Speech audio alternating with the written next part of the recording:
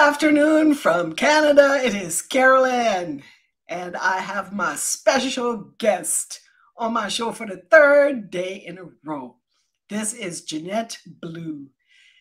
Now, she told you a little bit about her story the first time around and how she became Jeanette Blue instead of Jeanette Hudson. But now I'm going to tell the other side. Oh, Uh-oh.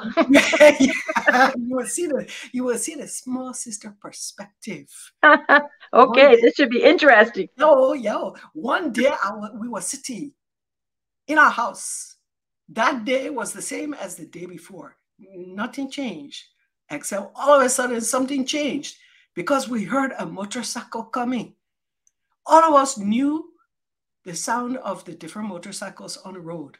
You know, Mr. Camille, one of the traders, he had a motorcycle, and Mr. Frank Peter, he had a motorcycle. My father had one, but this one didn't sound right. It sounded different. And behold, it was coming up the hill. We were standing on the piazza now, waiting to see who's coming. There was one guy on the cycle, but a passenger on the cycle. That was one handsome white boy. What? What's he doing here on a cycle coming to our house? He got to the house. Oh, he was so sick he could hardly stand up now. Behind him coming up the hill, his father and his sister were coming.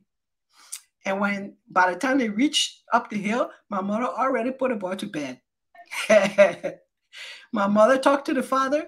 They introduced themselves. They came from Pearl River. We never knew they were even living there. Oh, yeah. They came from Pearl River. They were going way interior on a preaching trip. And on the way, Barry, he decided he was thirsty. And he drank some water from some stream. Who knows what? And I think he was already getting fever. So oh, that's why he wanted to drink, and he was desperate to drink. So he just drank whatever was oh, on the road. oh, and you see, she's making him look better in the story. Yes, I am. That's a good wife's duty. Anyway, the boy came and he went to sleep. And when he woke up, he was met with the news that a lot of times those strong-minded missionaries, they just did what they had to do. They didn't even, think about themselves really. His father and his sister had gone ahead on a trip without him. He was left with these strangers for 1 month. What are you going to do with that?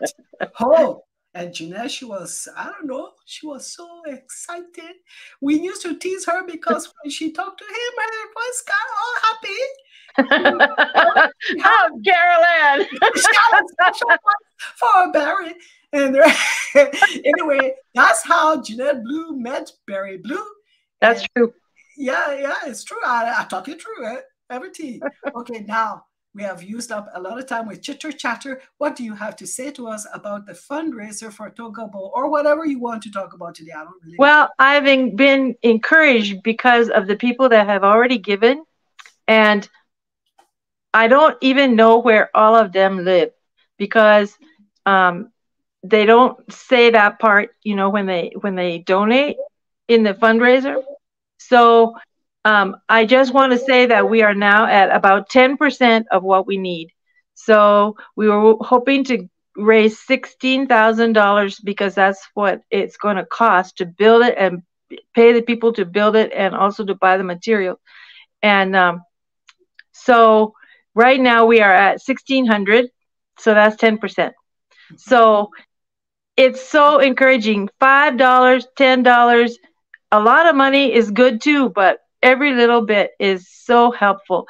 And each time it's very encouraging to me. Every time I get a little message from the GoFundMe people when anybody gives something.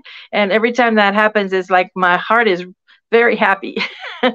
So please, if you are able, try to join us on this. Yes. And I wanted to just say something came to mind when you mentioned actually the name GoFundMe. Now, there are some people who say, oh, I don't like giving to GoFundMe because they take, I don't know what it takes, 3% or something like that to help to run their business. Let me just say my feeling about this. I agree. And if you live close to Jeanette and you hear about her fundraiser and you want to give it to her in person, contact her. However, I would say to you, let me encourage you also to give through the GoFundMe, please. Mm-hmm. Because if it were not for GoFundMe, we would not be doing this. It would not be going all over the world like it is. Yeah. We couldn't do it without them. So. No, we couldn't. So please don't let it hold you back. All it means is we're going to have more supporters give a little bit more donations to cover that extra 3%. 16,000 is what she's raising. But, 3% of that is going to, so she will have to go above the 16,000. But that's okay, because without them, we will have zero. All right. I think that's it for today. Okay. What do we do now? 3? This was number 3. Okay, we got at least 2 more to go, okay? So y'all hang in there, come back tomorrow. If you haven't seen the previous ones, please, Liberia Before Smartphones on Facebook. Y'all want to go there and listen to it. Good night. Bye.